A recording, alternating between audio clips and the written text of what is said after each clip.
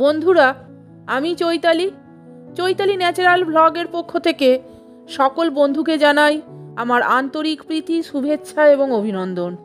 বন্ধুরা, আজও আমি শ্রী শ্রী মায়ের কথা বলবো। বন্ধুরা, আজকের আলোচ্য বিষয় হলো নহবতে থাকাকালীন শ্রী শ্রী মায়ের দৈনিক কার্যধারা কিরূপ ছিল তাহা বর্ণনা করিয়াছিলেন শ্রীযুক্তা যোগিন মা। বন্ধুরা, ভিডিওটা আপনারা সম্পূর্ণ দেখুন এবং শুনুন। আশা করি শ্রী শ্রী মায়ের সম্পর্কে অনেক কিছু কথা আপনারা জানতে পারবেন। তাহলে শুনুন। শ্রীমা নহবতে নিচের ঘরে থাকিতেন এবং সিঁড়ির নিচে রান্না করিতেন। তিনি দিবাভাগে বাহিরে আসিতেন না। শ্রীমা ভোর 4টের আগে শৌচ ও স্নানাদি সেরে ধ্যানে বসতেন। ঠাকুর ধ্যান করতে বলতেন কিনা, এরপরে বাকি কাজকর্ম সেরে পূজায় বসতেন। পূজা, জপ, ধ্যান এতে প্রায় 1.5 ঘন্টা কেটে যেত। তারপর সিঁড়ির নিচে রান্না করতে বসতেন। রান্না হলে যেদিন সুযোগ ঘটত সেদিন মা নিজে হাতে ঠাকুরকে স্নানের জন্য তেল মাখিয়ে দিতেন। 10:30-11টার মধ্যে ঠাকুর আহার করতেন। তিনি স্নানে যেতেন। মা এসে তাড়াতাড়ি ঠাকুরের পান সেজে নজর রাখতেন ঠাকুর স্নান করে ফিরে এলেন কিনা। তিনি তার ঘরে এলেই মা এসে জল ও আসন দিয়ে তারপরে খাবারের থালা নিয়ে এসে তাকে আহারে বসিয়ে নানা কথার মধ্য দিয়ে চেষ্টা করতেন যাতে খাবার সময় ভাব সমাধি উপস্থিত হয়ে আহারে বিঘ্ন না ঘটায়। একমাত্র মাই খাবারের সময় তার ভাব সমাধি আশা অনেকটা ঠেকিয়ে রাখতে পারতেন। আর কারোর সে সাধ্য ছিল না। ঠাকুরের খাওয়া হলে মা একটু কিছু মুখে দিয়ে জল খেয়ে নিতেন। পরে পান সাজতে বসতেন। পান সাজা হয়ে গেলে গুনগুন করে গান গাইতেন, তা খুব সাবধানে, যেন কেউ না শুনতে পায়। এরপরে কলের সেই একটার বাঁশি বেজে উঠত, যাকে ঠাকুরের মা বৃন্দাবনে কৃষ্ণের বাঁশি বলতেন। তাই শুনে তিনি খেতে বসতেন। সুতরাং 1:30-2টোর আগে কোনো দিনই মায়ের খাওয়া হতো না।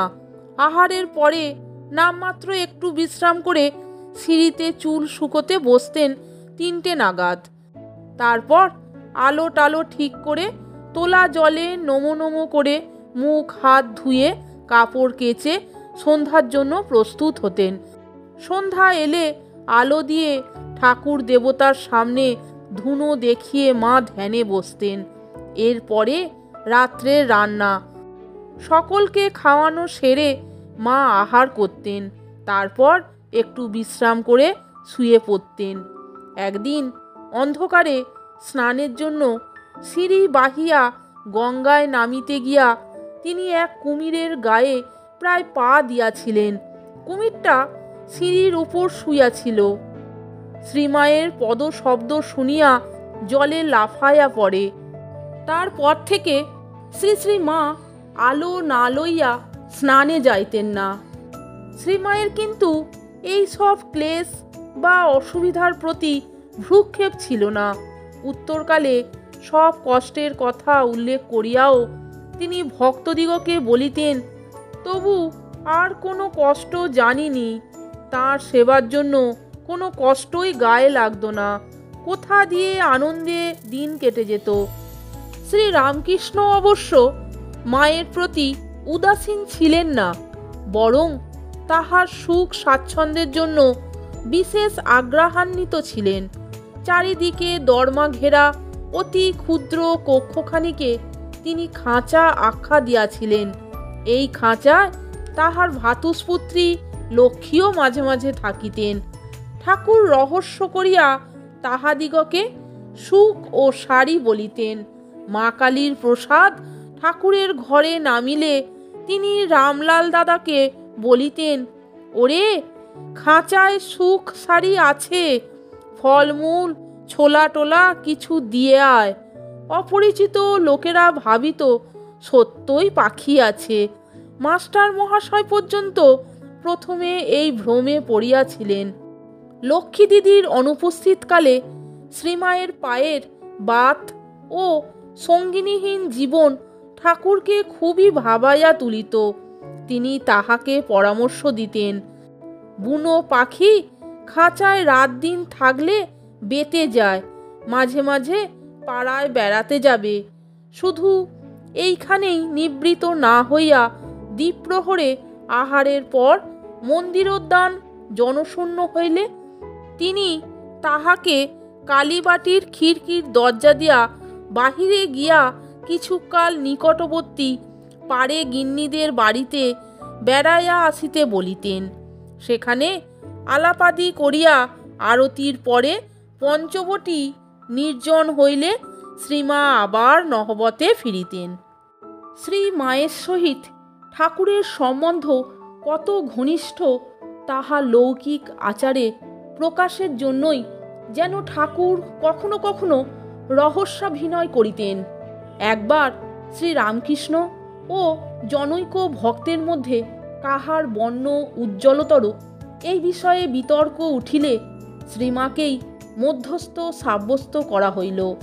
ঠাকুর শ্রীমাকে বলিয়া রাখিলেন যে প্রতিদ্বন্দ্বী দুইজন ঠাকুরের ঘর হইতে পঞ্চবটির দিকে হাঁটিয়া যাইবার সময় তাহাদের বর্ণ দেখিয়া তাহাকে সিদ্ধান্ত করিতে হইবে।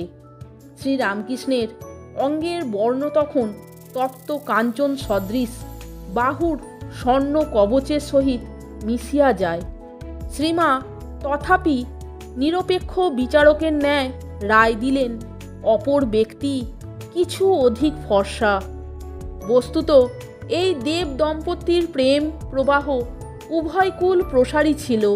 শ্রী শ্রী ঠাকুরের প্রতি মায়ের যতটা টান ছিল, মায়ের প্রতি ঠাকুরের টানও তদপেক্ষা কম ছিল না। শ্রীযুক্তা গৌরীমা একবার বলিয়াছিলেন, এই যে দুজনের মাত্র 50 হাত দূরে থেকেও কখনো কখনো 6 মাসেও হয়তো একদিন দেখা নাই, তবু দুজনের ভাব ছিল কত।